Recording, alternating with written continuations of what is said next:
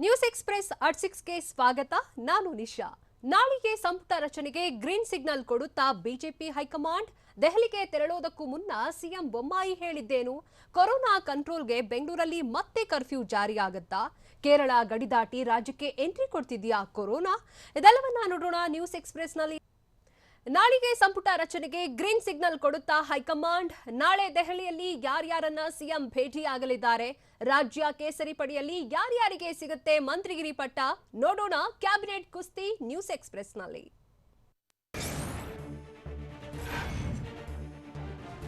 ಮುಖ್ಯಮಂತ್ರಿ ಬಸವರಾಜ ಬೊಮ್ಮಾಯಿ ದೆಹಲಿಗೆ ಪ್ರಯಾಣಿಸಿದ್ದು ಶೀಘ್ರವೇ ರಾಜ್ಯ ಸಚಿವ ಸಂಪುಟ ರಚನೆಯಾಗಲಿದೆ. ಕೆಐಎಬಿಯಿಂದ ಸಂಜೆ 5:40 ವಿಮಾನದಲ್ಲಿ ದೆಹಲಿಗೆ ಸಿಎಂ ಬೊಮ್ಮಾಯಿ ಪ್ರಯಾಣಿಸಿದ್ದು ನಾಳೆ ಬಿಜೆಪಿ ರಾಷ್ಟ್ರೀಯ ಅಧ್ಯಕ್ಷ ಜೆಪಿ ನಡ್ಡಾರನ್ನ ಭೇಟಿಯಾಗಲಿದ್ದಾರೆ.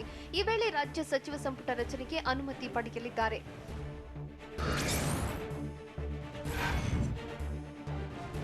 ದೆಹಲಿಗೆ ಮುಖ್ಯಮಂತ್ರಿ ಬಸವರಾಜ ಬೊಮ್ಮಾಯಿ ಸಂಭಾವ್ಯ ಸಚಿವರ ಪಟ್ಟಿ ಜೊತೆಯಲ್ಲಿ ತೆರಳಿದ್ದಾರೆ. ಈ ಬಗ್ಗೆ ಮಾತನಾಡಿದ ಸಿಎಂ ಬಸವರಾಜ ಬೊಮ್ಮಾಯಿ, ನಾಳೆ ನಮ್ಮ ಪಕ್ಷದ ರಾಷ್ಟ್ರೀಯ ಅಧ್ಯಕ್ಷರಾದ ಜೆಪಿ ನಡ್ಡಾರನ್ನ ಭೇಟಿಯಾಗ್ತೇನೆ. ಎಲ್ಲದರ ಬಗ್ಗೆ ಚರ್ಚೆ ಮಾಡಿ ಕ್ಯಾಬಿನೆಟ್ ರಚನೆಯ ದಿನಾಂಕ ಫಿಕ್ಸ್ ಆಗೋದ್ರ ಬಗ್ಗೆ ಮಾತುಕತೆ ನಡೆಸ್ತೇನೆ ಅಂತ ಹೇಳಿದ್ರು. ಬೊಮ್ಮಾಯಿ ಸಂಪುಟದಲ್ಲಿ ಮಂತ್ರಿಗಿರಿಗಾಗಿ ಭಾರಿ ಪೈಪೋಟಿ ನಡೆಯುತ್ತಿದೆ. ಬಿಎಸ್ ಯಡಿಯೂರಪ್ಪ ಹಾಗೂ ಮುಖ್ಯಮಂತ್ರಿ ಬಸವರಾಜ ಬೊಮ್ಮಾಯಿ ಹಿಂದೆ ಶಾಸಕರು ದುಂಬಾಲು ಬಿದ್ದಿದ್ದು ಬಿಎಸ್ವೈ ಮೂಲಕ ಒತ್ತಡ ಹಾಕಿಸಲು ಸಚಿವಾಕಾಂಕ್ಷಿಗಳು ಯತ್ನಿಸುತ್ತಿದ್ದಾರೆ. ಮಾಜಿ ಸಚಿವ ಎಂಟಿಬಿ ನಾಗರಾಜ್, ಶಾಸಕರಾದ ರೇಣುಕಾಚಾರ್ಯ, ಬಸವರಾಜ ತಡೇಸಗೂರು, ಸುಭಾಷ್ ಗುತ್ತೇದಾರ್, ಮಾಡಾಳ್ ವಿರೂಪಾಕ್ಷಪ್ಪ, ಎಸ್ಎ ರವೀಂದ್ರನಾಥ್ ಸೇರಿದಂತೆ ಹಲವರು ಬಿಎಸ್ವೈ ಮನೆಗೆ ತೆರಳಿ ಚರ್ಚಿಸಿದ್ದಾರೆ.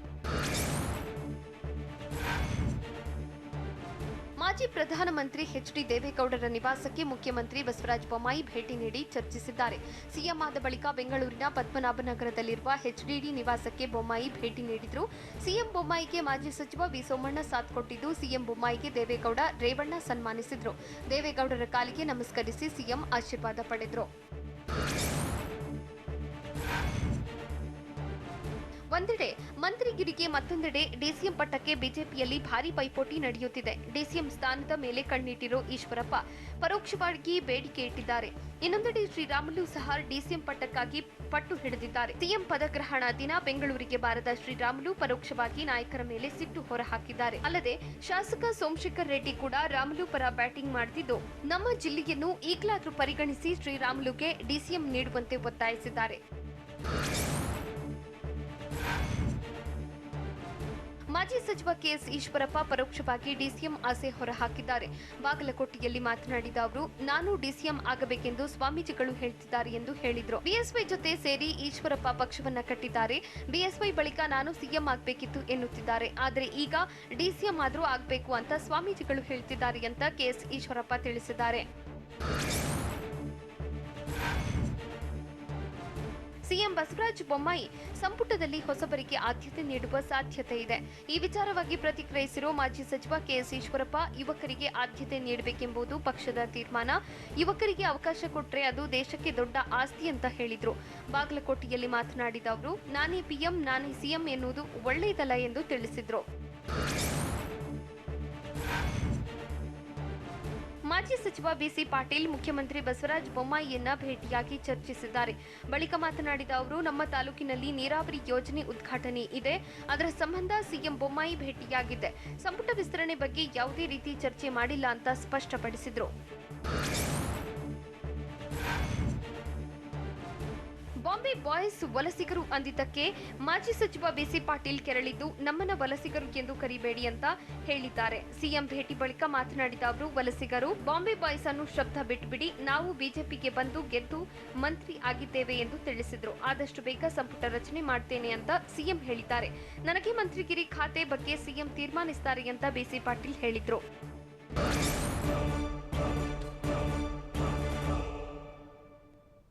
ದೆಹಲಿಗೆ ತೆರಳುವುದಕ್ಕೂ ಮುನ್ನ ಬಿಎಸ್ವೈ ಭೇಟಿಯಾಗಿದ್ದ ಸಿಎಂ ಚರ್ಚಿಸಿದ್ದೇನು? ಮಂತ್ರಿಗಿರಿಗಾಗಿ ಸಚಿವಾಕಾಂಕ್ಷಿಗಳ ಕಸರತ್ತು ಹೇಗಿದೆ? ಸಿಎಂ ಆಗಬೇಕೆಂದು ಗಡ್ಡ ಬಿಟ್ಟಿದ್ದಲ್ಲ ಅಂತ ಹೇಳಿದ್ಯಾರು? ನೋಡೋಣ ಸಂಪುಟ ಸವಾಲ್ ನ್ಯೂಸ್ ಎಕ್ಸ್‌ಪ್ರೆಸ್ನಲ್ಲಿ. ರಾಜ್ಯ ಸಂಪುಟ ರಚನೆ ಭಾರೀ ಕುತೂಹಲ ಮೂಡಿಸಿದ್ದು ಮಾಜಿ ಮುಖ್ಯಮಂತ್ರಿ ಬಿಎಸ್ ಯಡಿಯೂರಪ್ಪರನ್ನ ಸಿಎಂ ಬಸವರಾಜ ಬೊಮ್ಮಾಯಿ ಭೇಟಿಯಾಗಿದ್ರು. ಕಾವೇರಿ ನಿವಾಸದಲ್ಲಿ ಬಿಎಸ್ ಯಡಿಯೂರಪ್ಪ ಬಸವರಾಜ ಬೊಮ್ಮಾಯಿ ಚರ್ಚೆ ನಡೆಸಿದ್ರು. ಸಂಪುಟ ರಚನೆಗೆ ಗ್ರೀನ್ ಸಿಗ್ನಲ್ ಪಡೆಯಲಿದ್ದಾರೆ. ದೆಹಲಿ ಭೇಟಿಗೂ ಮುನ್ನ ಬಿಎಸ್ವೈ ಭೇಟಿಯಾದ ಬೊಮ್ಮಾಯಿ ಮಹತ್ವದ ಮಾತುಕತೆ ನಡೆಸಿದ್ದಾರೆ.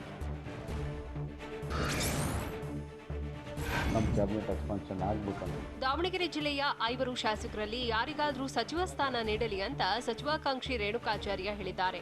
ದಾವಣಗೆರೆ ಜಿಲ್ಲೆ ಹೊನ್ನಾಳಿ ತಾಲೂಕಿನ ಹತ್ತೂರು ಗ್ರಾಮದಲ್ಲಿ ಮಾತಾಡಿದವರು, ಸಂಪುಟ ವಿಸ್ತರಣೆ ಪಕ್ಷದ ವರಿಷ್ಠರು, ಸಿಎಂ ಪರಮಾಧಿಕಾರ. ವರಿಷ್ಠರು ಸಿಎಂ ತೆಗೆದುಕೊಳ್ಳುವ ನಿರ್ಧಾರಕ್ಕೆ ನಾನು ಬದ್ಧ ಎಂದು ತಿಳಿಸಿದರು.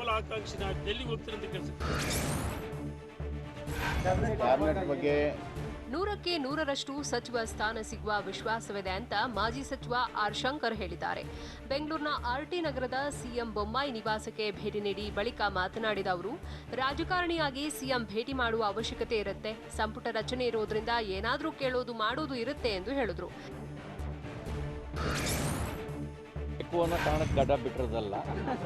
ಮುಂದಿನ ವರ್ಷ ಮಾರ್ಚ್ ತಿಂಗಳಿಗೆ ಗಡ್ಡಧಾರಿ ಸಿಎಂ ಆಗ್ತಾರೆ ಅನ್ನೋ ವಿಜಯನಗರ ಮೈಲಾರಲಿಂಗ ಭವಿಷ್ಯ ಬಗ್ಗೆ ಸಿಟಿ ರವಿ ಪ್ರತಿಕ್ರಿಯೆ ನೀಡಿದ್ದು, ನಾನಂತೂ ಸಿಎಂ ಆಗಬೇಕು ಅನ್ನೋದಕ್ಕೆ ಗಡ್ಡ ಬಿಟ್ಟಿದ್ದಲ್ಲ ಅಂತ ಹೇಳಿದ್ದಾರೆ.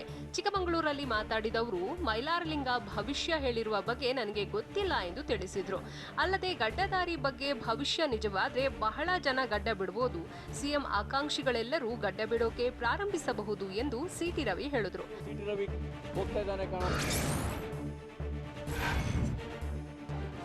ರಾಜ್ಯದ ಹಿತದ ಆದ್ಯತೆ ಇಟ್ಕೊಂಡು ಸಂಪುಟ ರಚನೆ ಮಾಡಲಿ ಅಂತ ಬಿಜೆಪಿ ರಾಷ್ಟ್ರೀಯ ಪ್ರಧಾನ ಕಾರ್ಯದರ್ಶಿ ಸಿಟಿ ರವಿ ಹೇಳಿದ್ದಾರೆ. ಸಾಮಾಜಿಕ ಪ್ರಾದೇಶಿಕ ಸಮತೋಲನ ಎರಡನ್ನೂ ಕಾಪಾಡಿಕೊಂಡು ಸಂಪುಟ ರಚನೆ ಮಾಡ್ತಾರೆ. ಒಳ್ಳೆ ಸಂಪುಟ ರಚನೆ ಮಾಡಿ ಅವರ ನೇತೃತ್ವದಲ್ಲೇ ಮತ್ತೆ ಚುನಾವಣೆ ಗೆದ್ದು ಬರಬೇಕು. ಆ ರೀತಿ ರಚನೆ ಮಾಡ್ತಾರೆ ಅನ್ನೋ ನಂಬಿಕೆ ಇದೆ ಎಂದು ಸಿಟಿ ರವಿ ತಿಳಿಸಿದ್ರು. ಅಲ್ಲದೆ ಬೊಮ್ಮಾಯಿಗೆ ಸಿಎಂ ಆಗುವ ಯೋಗ ಕೂಡಿ ಬಂದಿದೆ.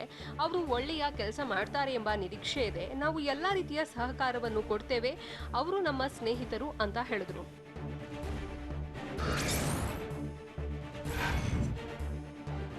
ಕಾಂಗ್ರೆಸ್ ಮುಖಂಡರಿಗೆ ಮಾಜಿ ಸಚಿವ ಕೆಎಸ್ ಈಶ್ವರಪ್ಪ ಸವಾಲ್ ಹಾಕಿದ್ದಾರೆ. ಒಬ್ಬರ ಕಾಲು ಒಬ್ಬರು ಎಳೆದಿಲ್ಲ ಅಂದ್ರೆ ಮೈಸೂರಿನ ಚಾಮುಂಡೇಶ್ವರಿ ದೇವಿಯ ಮೇಲೆ ಪ್ರಮಾಣ ಮಾಡಲಿ ಅಂತ ಈಶ್ವರಪ್ಪ ಚಾಲೆಂಜ್ ಮಾಡಿದ್ದಾರೆ. ಕೆಪಿಸಿಸಿ ಅಧ್ಯಕ್ಷ ಡಿಕೆ ಶಿವಕುಮಾರ್, ಮಾಜಿ ಡಿಸಿಎಂ ಪರಮೇಶ್ವರ್, ಮಲ್ಲಿಕಾರ್ಜುನ್ ಖರ್ಗೆ, ಸಿದ್ದರಾಮಯ್ಯರಲ್ಲೇ ಭಿನ್ನಾಭಿಪ್ರಾಯವಿದೆ. ಕಾಂಗ್ರೆಸ್ನಲ್ಲೂ ಈಗಲೂ ಗುಂಪುಗಾರಿಕೆ ನಡೀತಿದೆ. ಸಿದ್ದರಾಮಯ್ಯ, ಡಿಕೆಶಿ, ಎಂಬಿ ಪಾಟೀಲ್, ಪರಮೇಶ್ವರ್, ತನ್ವೀರ್ ಸೇಠ್ ತಾವೇ ಸಿಎಂ ಅಂತಿದ್ದಾರೆ ಅಂತ ಬಾಗಲಕೋಟೆಯಲ್ಲಿ ಮಾಜಿ ಸಚಿವ ಈಶ್ವರಪ್ಪ ಹೇಳಿದ್ದಾರೆ.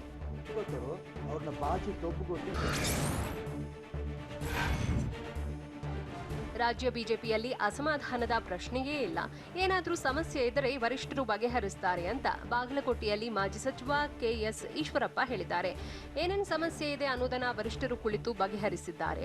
17 ಜನ ಕಾಂಗ್ರೆಸ್ ಜೆಡಿಎಸ್ ಶಾಸಕರು ಬರದಿದ್ದರೆ ರಾಜ್ಯದಲ್ಲಿ ಬಿಜೆಪಿ ಸರ್ಕಾರ ಬರ್ತಿತ್ತಾ ಅಂತ ಪ್ರಶ್ನಿಸಿದ ಈಶ್ವರಪ್ಪ, ಬಿಜೆಪಿ ಹಾಲು, ಹೊರಗಿನಿಂದ ಬಂದವರು ಜೇನು, ಎರಡೂ ಸೇರಿ ಹಾಲು ಜೇನು ಇದ್ದಂತೆ ಅಂತ ಈಶ್ವರಪ್ಪ ತಿಳಿಸಿದರು.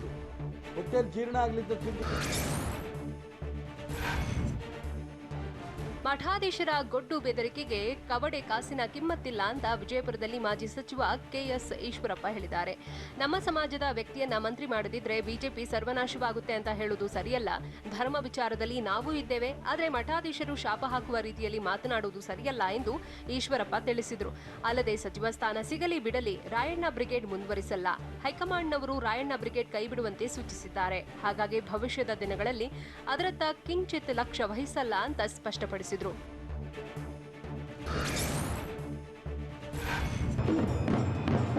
ಕೆಎಸ್ ಈಶ್ವರಪ್ಪ ಪರ ಹಿಂದುಳಿದ ವರ್ಗಗಳ ನಾಯಕರು, ಅಭಿಮಾನಿಗಳು ಪ್ರತಿಭಟನೆ ಮಾಡಿದ್ದು ಡಿಸಿಎಂ ಸ್ಥಾನ ನೀಡುವಂತೆ ಒತ್ತಾಯಿಸಿದ್ದಾರೆ. ಗದಗ್ನಲ್ಲಿ ಸಂಗೊಳ್ಳಿ ರಾಯಣ್ಣ ಮೂರ್ತಿಗೆ ಹಾಲಿನ ಅಭಿಷೇಕ ಮಾಡಿ ಸಂಕಲ್ಪ ಮಾಡಿದ್ದು ಡೊಳ್ಳು ಬಾರಿಸುವ ಮೂಲಕ ಬಿಜೆಪಿ ಹೈಕಮಾಂಡ್ ಹಾಗೂ ರಾಜ್ಯ ನಾಯಕರಿಗೆ ಆಗ್ರಹಿಸಿದ್ದಾರೆ. ಅನಂತಕುಮಾರ್, ಬಿಎಸ್ವೈ ಜೊತೆ ಸೇರಿ ಈಶ್ವರಪ್ಪ ಪಕ್ಷ ಕಟ್ಟಿದ್ದಾರೆ. ಬಿಎಸ್ವೈ ನಂತರ ಈಶ್ವರಪ್ಪ ಸಿಎಂ ಆಗಬೇಕಿತ್ತು. ಇದು ಮಠಾಧೀಶರು, ಹಿಂದುಳಿದ ವರ್ಗಗಳ ಜನರ ಬೇಡಿಕೆ ಎಂದು ಪ್ರತಿಭಟನಾಕಾರರು ಆಗ್ರಹಿಸಿದರು.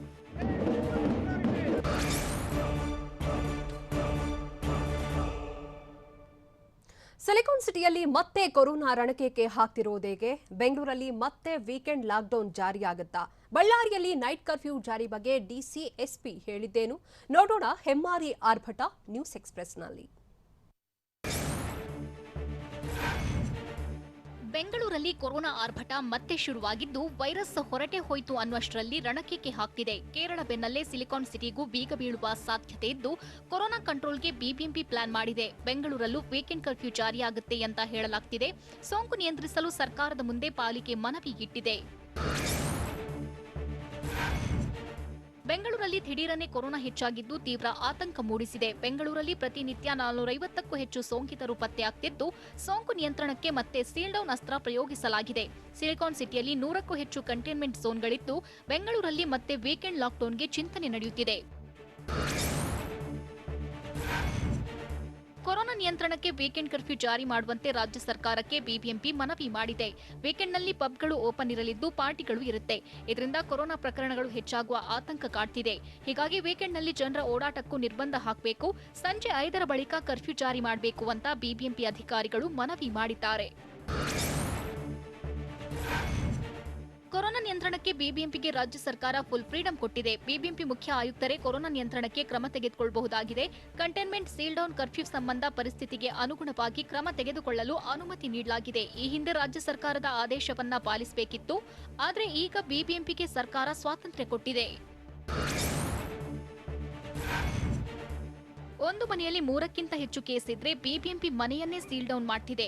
ಮನೆಗೆ ಬಿಬಿಎಂಪಿಯಿಂದಲೇ ಅಗತ್ಯ ವಸ್ತುಗಳ ಪೂರೈಕೆ ಮಾಡ್ತಿದ್ದು ಒಂದೇ ಸ್ಥಳದಲ್ಲಿ 10 ಕೇಸ್ ಪತ್ತೆಯಾದ್ರೆ ಸೋಂಕಿತರು ಇರುವ 100 ಮೀಟರ್ ಪ್ರದೇಶ ಸೀಲ್ ಡೌನ್ ಆಗಲಿದೆ. ರಸ್ತೆಗಳು, ಅಕ್ಕಪಕ್ಕದ ಮನೆಗಳಿಗೆ ಬ್ಯಾರಿಕೇಡ್, ರೆಡ್ ಟೇಪ್ಗಳ ಮೂಲಕ ಸೀಲ್ ಡೌನ್ ಮಾಡ್ತಿದೆ. ಬಳ್ಳಾರಿಯಲ್ಲಿ ಕೊರೋನಾ 3ನೇ ಅಲೆ ತಡೆಯಲು ಜಿಲ್ಲಾಡಳಿತ ಅಗತ್ಯ ಸಿದ್ಧತೆ ನಡೆಸಿದೆ ಅಂತ ಬಳ್ಳಾರಿ ಜಿಲ್ಲಾಧಿಕಾರಿ ಪವನ್ ಕುಮಾರ್ ಮಾಲಾಪಾಟಿ ಹೇಳಿದ್ದಾರೆ. ತರಕಾರಿ, ಹೂ ಮಾರಾಟಕ್ಕೆ ತಾತ್ಕಾಲಿಕ ಮಾರುಕಟ್ಟೆ ಆರಂಭಿಸಿದ್ದು ಕೊರೋನಾ ಪತ್ತೆಯಾದ ಏರಿಯಾಗಳಲ್ಲಿ ಆರೋಗ್ಯ ಇಲಾಖೆ ಸಿಬ್ಬಂದಿಯಿಂದ ಮನೆ ಮನೆ ಸರ್ವೆ ಮಾಡ್ತೇವೆ. ಟ್ರಾಮಾ ಕೇರ್ ಸೆಂಟರ್ನಲ್ಲಿ 100 ವೆಂಟಿಲೇಟರ್ ಬೆಡ್, ಜಿಲ್ಲಾ ಆಸ್ಪತ್ರೆಯಲ್ಲಿ 50 ಐಸಿಯು ಬೆಡ್ ವ್ಯವಸ್ಥೆಗೆ ಸಿದ್ಧತೆ ಮಾಡಿದ್ದು ಹರಪನಹಳ್ಳಿ, ಹೂವಿನಹಡಗಲಿ, ಹೊಸಪೇಟೆಯಲ್ಲಿ ಆಕ್ಸಿಜನ್ ಪ್ಲಾಂಟ್ ಮಾಡಲಾಗ್ತಿದೆ ಅಂತ ಡಿಸಿ ಹೇಳಿದ್ದಾರೆ. ಬಳ್ಳಾರಿ ಜಿಲ್ಲೆಯಲ್ಲಿ ನೈಟ್ ಕರ್ಫ್ಯೂ ಜಾರಿಯಾಗುವ ಸಾಧ್ಯತೆ ಇದೆ. ಈ ಬಗ್ಗೆ ಬಳ್ಳಾರಿ ಜಿಲ್ಲಾ ಪೊಲೀಸ್ ವರಿಷ್ಠಾಧಿಕಾರಿ ಸೈದುಲ್ಲಾ ಅಡಾವತ್ ಮಾಹಿತಿ ನೀಡಿದ್ದು ನೈಟ್ ಕರ್ಫ್ಯೂ ಜಾರಿ ಮಾಡಲು ಚಿಂತನೆ ನಡೆಸಿದ್ದೇವೆ ಅಂತ ಹೇಳಿದ್ದಾರೆ. ಮದುವೆ ಸಮಾರಂಭಗಳಲ್ಲಿ 100 ಜನರಿಗೆ ಮಾತ್ರ ಅವಕಾಶವಿದ್ದು ಹಬ್ಬಗಳಲ್ಲಿ ಜನರು ಹೆಚ್ಚಿನ ಸಂಖ್ಯೆಯಲ್ಲಿ ಜಮಾಯಿಸುವಂತಿಲ್ಲ.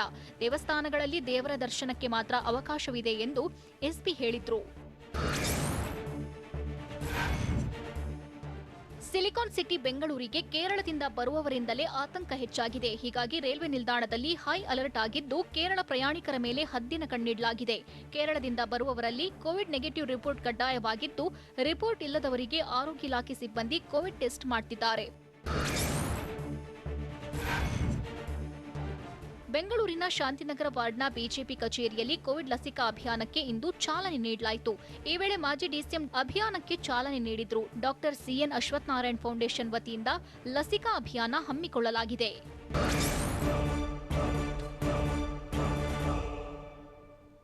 ಬೆಂಗಳೂರಿಗೆ 3ನೇ ಅಲೆಯ ಗಂಡಾಂತರ ತರುತ್ತಾ ಅತ್ತಿಬೆಲೆ ಗಡಿ, ಕೇರಳ, ಮಹಾರಾಷ್ಟ್ರ ಗಡಿಯಲ್ಲಿ ನಡೀತಿದೆಯಾ ಕಟ್ಟುನಿಟ್ಟಿನ ತಪಾಸಣೆ? ಸೋಂಕು ಹೊತ್ತು ಬಿಂದಾಸಾಗಿ ಬರ್ತಿದ್ದಾರಾ ಅಂತಾರಾಜ್ಯ ಪ್ರಯಾಣಿಕರು? ನೋಡೋಣ ಗಡಿ ಗಂಡಾಂತರ ನ್ಯೂಸ್ ಎಕ್ಸ್‌ಪ್ರೆಸ್‌ನಲ್ಲಿ.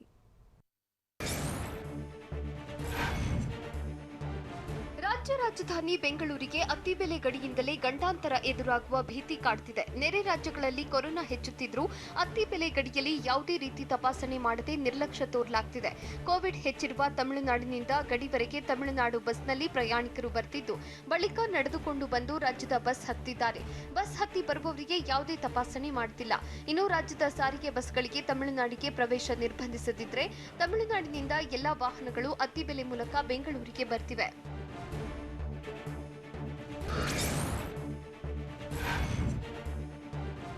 ಕೇರಳದಲ್ಲಿ ಕೊರೋನಾ ಸೋಂಕು ಹೆಚ್ಚುತ್ತಿದ್ರೂ ಕೇರಳ ಚಾಮರಾಜನಗರ ಜಿಲ್ಲೆ ಗಡಿಯಲ್ಲಿ ಬೇಜವಾಬ್ದಾರಿತನ ಪ್ರದರ್ಶಿಸಲಾಗುತ್ತಿದೆ.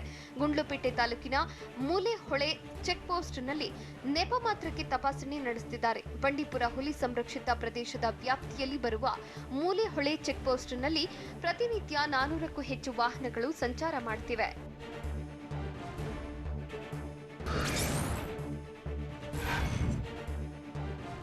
ಬೀದರ್ ಜಿಲ್ಲೆಯ ಮಹಾರಾಷ್ಟ್ರ ಗಡಿಯಲ್ಲಿ ಯಾವುದೇ ತಪಾಸಣೆ ಮಾಡದೆ ನಿರ್ಲಕ್ಷ್ಯ ತೋರಲಾಗಿದೆ. 4 ಕಡೆಯಲ್ಲಿ ಚೆಕ್ ಪೋಸ್ಟ್ ತೆರೆದಿದ್ರೂ ತಪಾಸಣೆ ಮಾಡುತ್ತಿಲ್ಲ. ಟಿವಿ9 ಕ್ಯಾಮೆರಾ ಕಂಡ ತಕ್ಷಣ ಓರ್ವ ಕಾನ್ಸ್ಟೇಬಲ್ ಮತ್ತು ಓರ್ವ ಆರೋಗ್ಯ ಇಲಾಖೆ ಸಿಬ್ಬಂದಿ ಚೆಕ್ ಪೋಸ್ಟ್ನಲ್ಲಿ ತಪಾಸಣೆ ಮಾಡಲು ಶುರು ಮಾಡಿದ್ದಾರೆ. ಮಹಾರಾಷ್ಟ್ರದಿಂದ ಬಿಂದಾಸಾಗಿ ಪ್ರಯಾಣಿಕರು ಬರುತ್ತಿದ್ದಾರೆ.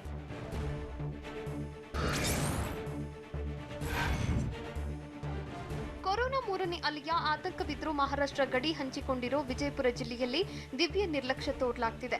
ಮಹಾರಾಷ್ಟ್ರದ ಗಡಿ ಭಾಗದಲ್ಲಿ ಯಾವುದೇ ತಪಾಸಣೆ ನಡೆಯುತ್ತಿಲ್ಲ. ಹೀಗಾಗಿ ವಿಜಯಪುರ ತಾಲೂಕಿನ ಸಿದ್ದಾಪುರ ಗ್ರಾಮದಲ್ಲಿ ಸ್ಥಳೀಯರು ಆತಂಕಗೊಂಡಿದ್ದಾರೆ. ಆರ್ಟಿಪಿಸಿಆರ್ ವರದಿ ಇಲ್ಲದೆ ಮಹಾರಾಷ್ಟ್ರದಿಂದ ಜನರು ವಿಜಯಪುರ ಜಿಲ್ಲೆ ಪ್ರವೇಶ ಮಾಡುತ್ತಿದ್ದಾರೆ.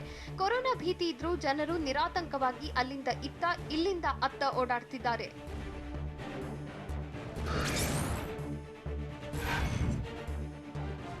ಕೋವಿಡ್ 3ನೇ ಅಲೆ ತಡೆಗೆ ಕಲಬುರಗಿ ಜಿಲ್ಲಾಡಳಿತ ಕ್ರಮ ವಹಿಸಿದ್ದು ಆಳಂದ ಅಫಜಲ್ಪುರ ತಾಲೂಕಿನ 6 ಕಡೆ ಚೆಕ್ ಪೋಸ್ಟ್ ಮಾಡಲಾಗಿದೆ. ಆಳಂದ ತಾಲೂಕಿನ ಖಜೂರಿ, ಹಿರೋಳಿ ಸೇರಿದಂತೆ ಅಫಜಲ್ಪುರ ತಾಲೂಕಿನ ಹಲವೆಡೆ ಚೆಕ್ ಪೋಸ್ಟ್ ನಿರ್ಮಾಣ ಮಾಡಿದ್ದು ಮಹಾರಾಷ್ಟ್ರದಿಂದ ರಾಜ್ಯಕ್ಕೆ ಬರುವ ಪ್ರಯಾಣಿಕರ ತಪಾಸಣೆ ಮಾಡಲಾಗುತ್ತಿದೆ. ಆರ್ಟಿಪಿಸಿಆರ್ ನೆಗೆಟಿವ್ ವರದಿ ಪರಿಶೀಲಿಸಿ ಗಡಿಯೊಳಗೆ ಪ್ರವೇಶ ನೀಡಲಾಗುತ್ತಿದೆ.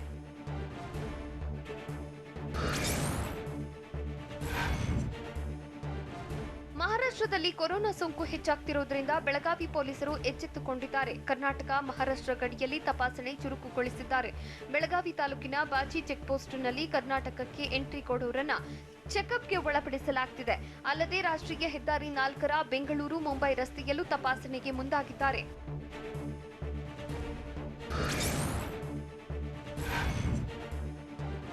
ಮಹಾರಾಷ್ಟ್ರದಲ್ಲಿ ಕೊರೋನಾ ಆರ್ಭಟಿಸುತ್ತಿದ್ದರೂ ಬೆಳಗಾವಿ ಗಡಿಯ ಚೆಕ್ ಪೋಸ್ಟ್ನಲ್ಲಿ ತಪಾಸಣೆ ಮಾಡದೆ ಪೊಲೀಸರು ಬೇಜವಾಬ್ದಾರಿ ತೋರಿದ್ರು. ಈ ಬಗ್ಗೆ ನಿನ್ನೆಯಷ್ಟೇ ಟಿವಿ9 ವರದಿ ಬಿತ್ತರಿಸಿತ್ತು. ಇದರಿಂದ ಅಲರ್ಟ್ ಆದ ಪೊಲೀಸ್ ಇಲಾಖೆ ಚಿಕ್ಕೋಡಿ ತಾಲೂಕಿನ ಕೋಗನಹಳ್ಳಿಯಲ್ಲಿರೋ ಚೆಕ್ ಪೋಸ್ಟ್ನಲ್ಲಿ ತಪಾಸಣೆ ನಡೆಸುತ್ತಿದ್ದಾರೆ. ಆರ್ಟಿಪಿಸಿಆರ್ ಟೆಸ್ಟ್ ನೆಗೆಟಿವ್ ವರದಿ ಇಲ್ಲಾಂದ್ರೆ ವ್ಯಾಕ್ಸಿನ್ ಹಾಕಿಸಿಕೊಂಡ ದಾಖಲೆ ಇದ್ರಷ್ಟೇ ರಾಜ್ಯ ಪ್ರವೇಶಕ್ಕೆ ಜನರಿಗೆ ಅನುಮತಿ ನೀಡುತ್ತಿದ್ದಾರೆ. ಟೆಸ್ಟ್ ರಿಪೋರ್ಟ್ ಇಲ್ಲದೆ ವಾಹನಗಳನ್ನ ಪೊಲೀಸರು ವಾಪಸ್ ಕಳುಹಿಸುತ್ತಿದ್ದಾರೆ.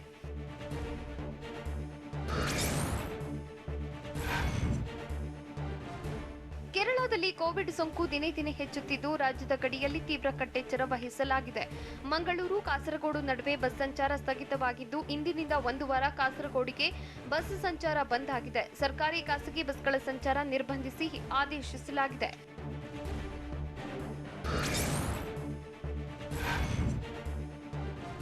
ಕೇರಳ ಸಂಪರ್ಕಿಸುವ ದಕ್ಷಿಣ ಕನ್ನಡ ಜಿಲ್ಲೆಯ ಗಡಿಗಳಲ್ಲಿ ಹದ್ದಿನ ಕಣ್ಣಿಟ್ಟಿದ್ದು ಮಂಗಳೂರು ಕೇರಳ ಗಡಿ ಪ್ರವೇಶ, ತಲಪಾಡಿ ಸೇರಿದಂತೆ ದಕ್ಷಿಣ ಕನ್ನಡ ಜಿಲ್ಲೆಯ 18 ಕಡೆ ಪೊಲೀಸರು ತಪಾಸಣೆ ಮಾಡುತ್ತಿದ್ದಾರೆ. 2 ಡೋಸ್ ಲಸಿಕೆ ಪಡೆದರೂ ರಾಜ್ಯಕ್ಕೆ ಬರಲು ಕೋವಿಡ್ ನೆಗೆಟಿವ್ ರಿಪೋರ್ಟ್ ಕಡ್ಡಾಯವಾಗಿದೆ.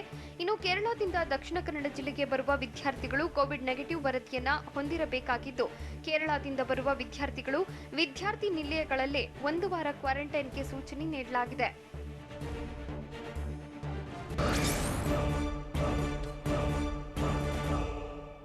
ರಾಜ್ಯದಲ್ಲಿ ಎಷ್ಟು ಜಿಲ್ಲೆಗಳು ಪ್ರವಾಹಕ್ಕೆ ತುತ್ತಾಗಿವೆ? ಮಳೆ ಪ್ರವಾಹದಿಂದ ತತ್ತರಿಸಿದ ಸಂತ್ರಸ್ತರಿಗೆ ಸಿಎಂ ಘೋಷಿಸಿದ ಪರಿಹಾರ ಎಷ್ಟು? ರೈತನ ವಿರುದ್ಧ ಪೊಲೀಸರು ಎಫ್ಐಆರ್ ದಾಖಲಿಸಿದ್ದೇಕೆ? ನೋಡೋಣ ಪ್ರವಾಹ ಪ್ರಹಾರ ನ್ಯೂಸ್ ಎಕ್ಸ್‌ಪ್ರೆಸ್‌ನಲ್ಲಿ. ರಾಜ್ಯದ 13 ಜಿಲ್ಲೆಗಳು ಪ್ರವಾಹಕ್ಕೆ ತುತ್ತಾಗಿವೆ. 466 ಗ್ರಾಮಗಳಲ್ಲಿ ತೊಂದರೆಯಾಗಿದ್ದು 3 ಜನರು ನೆರೆಗೆ ಬಲಿಯಾಗಿದ್ದಾರೆ ಅಂತ ಬೆಂಗಳೂರಲ್ಲಿ ಸಿಎಂ ಬಸವರಾಜ ಬೊಮ್ಮಾಯಿ ಹೇಳಿದ್ದಾರೆ. ಸಂಪರ್ಕ ರಸ್ತೆ, ಸೇತುವೆ ದುರಸ್ತಿಗೆ ಅಧಿಕಾರಿಗಳ ಜತೆ ಸಭೆ ಮಾಡಿದ್ದೇನೆ. ಪರಿಹಾರಕ್ಕೆ 510 ಕೋಟಿ ರೂಪಾಯಿ ರಿಲೀಸ್ ಮಾಡಿದ್ದೇನೆ. ಎನ್ಡಿಆರ್ಎಫ್ನಿಂದ 150 ಕೋಟಿ ಖರ್ಚು ಮಾಡಲು ತೀರ್ಮಾನಿಸಲಾಗಿದೆ. 700 ಕೋಟಿಗೂ ಹೆಚ್ಚು ಹಣ ಡಿಸಿಗಳ ಖಾತೆಯಲ್ಲಿದ್ದು ತುರ್ತು ಕಾಮಗಾರಿಗೆ 600 ಕೋಟಿ ಬಿಡುಗಡೆ ಮಾಡಲಾಗಿದೆ ಅಂತಾನೂ ನೂತನ ಸಿಎಂ ಹೇಳಿದ್ದಾರೆ. ಮುಂದುವರಿದು ಮಾತನಾಡಿದ ಸಿಎಂ ಬೊಮ್ಮಾಯಿ, ಮನೆ ಬೆಳೆ ನಾಶದ ಬಗ್ಗೆ 15 ದಿನದಲ್ಲಿ ಸಮೀಕ್ಷೆ ಮಾಡಲು ಸೂಚಿಸಲಾಗಿದೆ. ಮನೆ ಕಳೆದುಕೊಂಡವರಿಗೆ ತತ್ಕ್ಷಣ 10,000 ರೂಪಾಯಿ ಪರಿಹಾರ ನೀಡಲಾಗುತ್ತಿದ್ದು ಅವರಿಗಾಗಿ ಕಾಳಜಿ ಕೇಂದ್ರ ತೆರೆಯಲಾಗಿದೆ. ಮನೆ ಸಂಪೂರ್ಣ ಹಾನಿಯಾಗಿದ್ರೆ 5 ಲಕ್ಷ, ಭಾಗಶಃ ಹಾನಿಯಾಗಿದ್ರೆ 3 ಲಕ್ಷ ಪರಿಹಾರ ನೀಡಲಾಗುತ್ತೆ. ಅಲ್ಪ ಹಾನಿಗೆ 50,000 ರೂಪಾಯಿ ನೀಡಲಾಗುತ್ತಿದೆ. ಕಳೆದ ವರ್ಷದ ಬಾಕಿ ಪರಿಹಾರ ಹಣ ಬಿಡುಗಡೆ ಮಾಡ್ತೇವೆ. ಬೆಳೆ ಹಾನಿ ಸಮೀಕ್ಷೆಗೆ ತಂಡ ಕಳುಹಿಸಲು ಕೇಂದ್ರ ಸಚಿವರಿಗೆ ಪತ್ರ ಬರೆದು ಮನವಿ ಮಾಡಿದ್ದೇನೆ ಅಂತಾನೂ ಸಿಎಂ ಬಸವರಾಜ ಬೊಮ್ಮಾಯಿ ಹೇಳಿದ್ದಾರೆ. ಯಾದಗಿರಿ ಜಿಲ್ಲೆ ಶಹಾಪುರ ತಾಲೂಕಿನ ಕೊಳ್ಳೂರು ಗ್ರಾಮದ ರೈತನ ವಿರುದ್ಧ ಎಫ್ಐಆರ್ ದಾಖಲಿಸಲಾಗಿದೆ. ಜನಪ್ರತಿನಿಧಿಗಳನ್ನ ಪ್ರಶ್ನಿಸಿದ್ದಕ್ಕೆ ರೈತ ಬಸಣ್ಣ ಭಂಗಿ ವಿರುದ್ಧ ಕೇಸ್ ಹಾಕಲಾಗಿದೆ. ಸಚಿವರಾಗಿದ್ದಾಗ ಆರ್ ಶಂಕರ್ ನೆರೆ ಪ್ರದೇಶಕ್ಕೆ ಭೇಟಿ ನೀಡಿದ್ರು. ಈ ವೇಳೆ ಆರ್ ಶಂಕರ್ಗೆ ರೈತ ಬಸಣ್ಣ ತರಾಟೆಗೆ ತೆಗೆದುಕೊಂಡಿದ್ರು. ಪರಿಹಾರದ ಬಗ್ಗೆ ಪ್ರಶ್ನಿಸುವ ವೇಳೆ ರೈತ ಬಸಣ್ಣ ಆಕ್ರೋಶ ವ್ಯಕ್ತಪಡಿಸಿದ್ರು. ಜನಪ್ರತಿನಿಧಿಗಳು ಡಿಸಿಎಂ ವಿರುದ್ಧ ಕಿಡಿಕಾರಿದ್ರು. ಹೀಗಾಗಿ ಶಹಾಪುರ ಪೊಲೀಸ್ ಠಾಣೆಯಲ್ಲಿ ಬಡಪಾಯಿ ರೈತನ ವಿರುದ್ಧ ಕೇಸ್ ದಾಖಲಿಸಲಾಗಿದೆ. ಹಾವೇರಿ ಜಿಲ್ಲೆ ಸವಣೂರು ತಾಲೂಕಿನ ಚಿಕ್ಕಮುಗದೂರು, ಹಿರೇಮುಗದೂರು, ಕಲಕೋಟಿ ಸೇರಿದಂತೆ ನದಿ ಪಾತ್ರದ ಗ್ರಾಮಗಳ ರೈತರು ಕಂಗಾಲಾಗಿದ್ದಾರೆ. ವರದಾ ನದಿಯ ನೆರೆ ನೀರು ನುಗ್ಗಿ ಸೋಯಾಬೀನ್, ಶೇಂಗಾ, ಮೆಕ್ಕೆಜೋಳ, ಹತ್ತಿ ಸೇರಿ ಸಾವಿರಾರು ಎಕರೆಯಲ್ಲಿದ್ದ ಬೆಳೆ ನಾಶವಾಗಿದ್ದು ರೈತರು ಸಂಕಷ್ಟ ಅನುಭವಿಸುವಂತಾಗಿದೆ. ಬೆಳೆ ಕೊಳೆತು ಹಾಳಾದ್ರೂ ಯಾವೊಬ್ಬ ಅಧಿಕಾರಿಯೂ ಸಮಸ್ಯೆ ಆಲಿಸದಿದ್ದಕ್ಕೆ ರೈತರು ಆಕ್ರೋಶ ಹೊರಹಾಕಿದ್ದಾರೆ. ವಿಶೇಷ ಪ್ಯಾಕೇಜ್ ಘೋಷಿಸುವಂತೆ ಒತ್ತಾಯಿಸಿದ್ದಾರೆ. ಬೆಳಗಾವಿ ಜಿಲ್ಲೆ ಹುಕ್ಕೇರಿ ತಾಲೂಕಿನ ಗೌಡವಾಡ ಗ್ರಾಮದಲ್ಲಿ ಬಾಲಕಿಯೊಬ್ಬಳು ಕಣ್ಣೀರು ಹಾಕಿದ್ದಾಳೆ. ಹಿರಣ್ಯಕೇಶಿ ನದಿ ನೆರೆಯಿಂದಾಗಿ ಮನೆ ಕಳೆದುಕೊಂಡ ಬಾಲಕಿ ನಿಸರ್ಗ ದೇಸಾಯಿ ಅಳಲು ತೋಡ್ಕೊಂಡಿದ್ದಾಳೆ. ನಮ್ಮ ತಂದೆ ಇಲ್ಲದಾಗ ಮನೆಗೆ ನೀರು ನುಗ್ಗಿತು. ನದಿ ನೀರಲ್ಲಿ ಬುಕ್ಸ್, ಆಟಿಕೆ ಸಾಮಗ್ರಿ, ಟಿವಿ ಎಲ್ಲ ಕೊಚ್ಚಿ ಹೋಗಿದೆ. ನಮ್ಮ ಮನೆ ಕುಸಿದು ಬಿದ್ದಿದೆ. ಇವಾಗ ಅದೇ ಮನೆಯಲ್ಲೇ ಜೀವನ ದೂಡ್ತಿದ್ದೇವೆ ಅಂತ ಪರಿಸ್ಥಿತಿ ನೆನೆದು 8 ವರ್ಷದ ಬಾಲಕಿ ನಿಸರ್ಗ ಕಣ್ಣೀರು ಹಾಕಿದ್ದಾಳೆ. ಬಾಗಲಕೋಟೆ ಜಿಲ್ಲೆ ಮುಧೋಳ ತಾಲೂಕಿನ ರೂಗಿ ಗ್ರಾಮದ ರೈತರು ನದಿ ನೀರಲ್ಲೇ ಈಜುತ್ತಾ ಪಂಪ್ಸೆಟ್ಗಾಗಿ ಶೋಧ ನಡೆಸಿದ್ದಾರೆ. ಜಮೀನುಗಳಿಗೆ ನೀರು ಹಾಯಿಸಲು ಅಳವಡಿಸಿದ್ದ ಪಂಪ್ಸೆಟ್ಗಳು ಪ್ರವಾಹದ ಅಬ್ಬರಕ್ಕೆ ಕೊಚ್ಚಿ ಹೋಗಿವೆ. ಹೀಗಾಗಿ ಗ್ರಾಮದ ಸದಾಶಿವ ಮೀಸಿ, ಶಂಕರ್ ಗಾಜಗೋಳ ಅನ್ನೋ ರೈತರು 5-6 ಕಿಲೋಮೀಟರ್ ಈಜುತ್ತಾ ಪಂಪ್ಸೆಟ್ಗಾಗಿ ಹುಡುಕಾಟ ನಡೆಸಿದ್ದಾರೆ. ಮುಧೋಳ ತಾಲೂಕಿನ ನದಿ ಪಾತ್ರದ ಬಹುತೇಕ ರೈತರು ಕೊಚ್ಚಿ ಹೋದ ಪಂಪ್ಸೆಟ್ಗಳಿಗಾಗಿ ಶೋಧ ನಡೆಸುತ್ತಿದ್ದಾರೆ.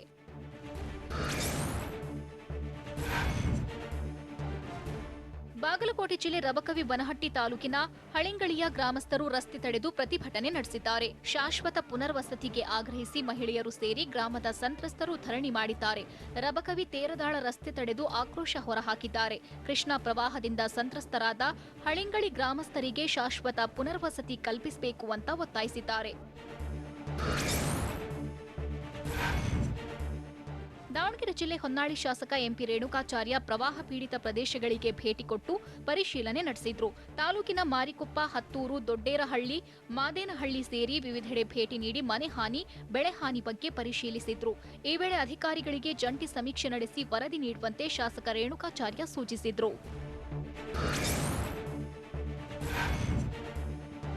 ರಾಯಚೂರು ಜಿಲ್ಲೆ ದೇವದುರ್ಗ ತಾಲೂಕಿನ ಕೊಪ್ಪರ ಗ್ರಾಮದ ಬಳಿ ಬೆಳೆ ಕಳೆದುಕೊಂಡ ರೈತರ ಮಹಿಳೆಯರಿಬ್ಬರು ಸರ್ಕಾರದ ವಿರುದ್ಧ ಆಕ್ರೋಶ ಹೊರಹಾಕಿದ್ದಾರೆ.